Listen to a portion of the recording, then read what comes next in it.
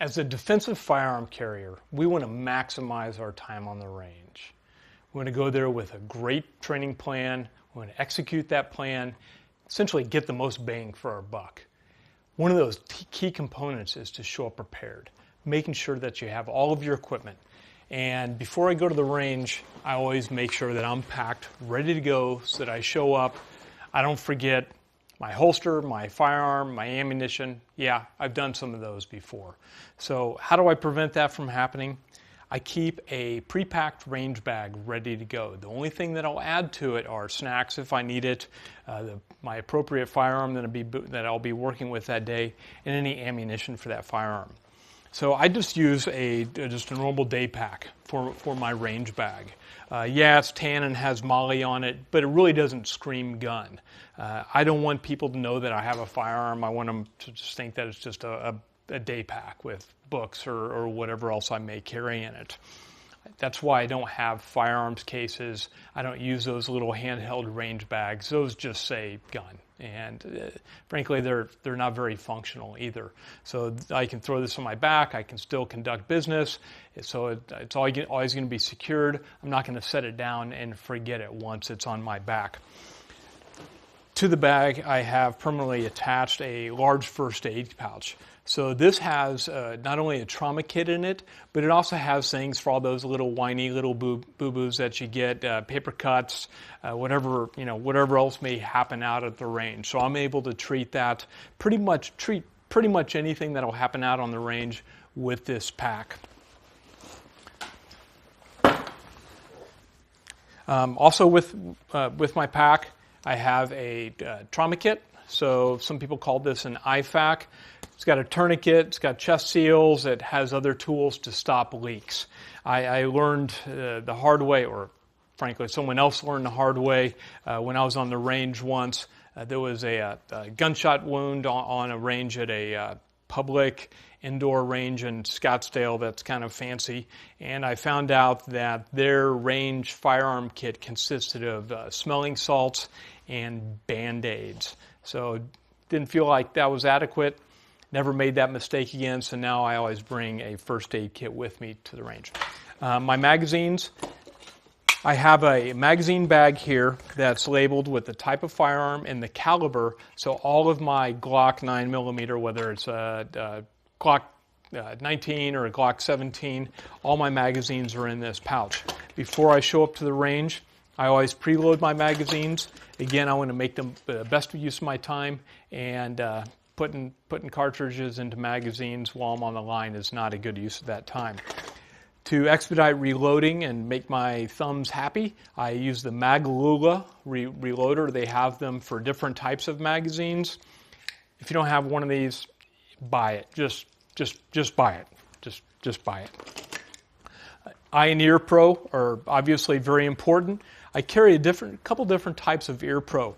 Typically, when I'm on the range, particularly when I'm outdoors, I have in-ear electronic ear protection. These are made by a company called Silinx. They're quite good. They've got a fairly high noise reduction rating. And if you're going to be firing rifles where earmuffs are really conducive to that, I suggest an in-ear electronic ear pro. If I'm going to be firing indoors or under some conditions, I'll wear ear muffs, so external ear muffs, and these are the Howard Light Impact ear muffs. Now, I got to be frank, these things, while they look all operator, they actually pretty much suck. Their noise reduction rating isn't very high. I believe it's like an NRR of 22, which is not sufficient for firearms. So whenever I wear these, I do double bag it with foamies. So I'll always wear the foamies, and especially if I'm going to be indoors. It just gets very, very loud. You've got the dude wannabe next to you with the 8-inch 308 AR on full rock and roll, blowing out everybody's eardrums. And I've got tinnitus. Lots of years of rock and roll and machine guns have cost me some of my hearing. Once you lose it, you never get it back. So make sure you're wearing proper ear pro. And again, always bring extra foamies. Eye pro, I have my primary pair. I use the Oakley Prism. It's a very good glass, very clear. with clear and tinted lenses. And I also bring just some cheap construction eye pro in case I forget mine, I break mine, or if someone else shows up and they don't have proper eye protection.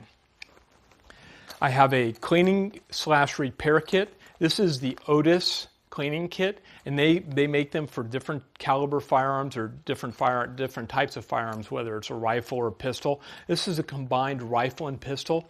I took out some of the stuff that I don't need, and I tossed it, and I added a small container of lube. I also added Allen and Torx wrenches for all of my firearms. So when you purchase an optic, whether it's a scope or a red dot, it'll typically come with a particular size Torx wrench or Allen wrench, and I keep that. So I've got multiple sizes in here, one for every optic, so I can do minor repairs. I also have a couple of spare parts in here as well. So I've got some AR spare parts, the extractor spring, extractor pin, other things like that. So I've got some spares in here. I always bring Sharpies so I can mark on targets, whether I need to mark holes on targets, I need to write scores or write notes on targets. I always have plenty of Sharpies. Lens pen and also a microfiber cloth. So lens pens are cheap. You want to keep your glasses and your optics clean. They're expensive, and you want to have the best vision possible. So, and I need all the help I can get. So I bring a lens pen. I have batteries for all of my devices. I have a headlamp that I bring with me to the range, particularly when I'm going outdoors and I'm going to be out at night.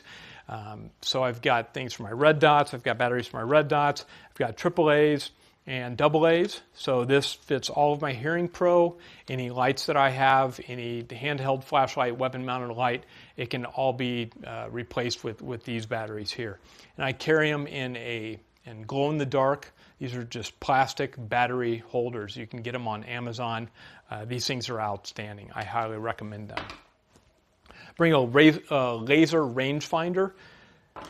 Especially if I'm going to be outdoors, I'm pretty good at judging distance, but if I want to get a very specific, accurate distance, instead of using a measuring tape, I'll just break out a laser rangefinder. So if I want to hit 25 yards, I get 25 yards and I just mark it out and I'm good to go. So it's very fast, and again, I'm trying to maximize my time on the range. So laying out a tape, that's just time, and you never get that time back.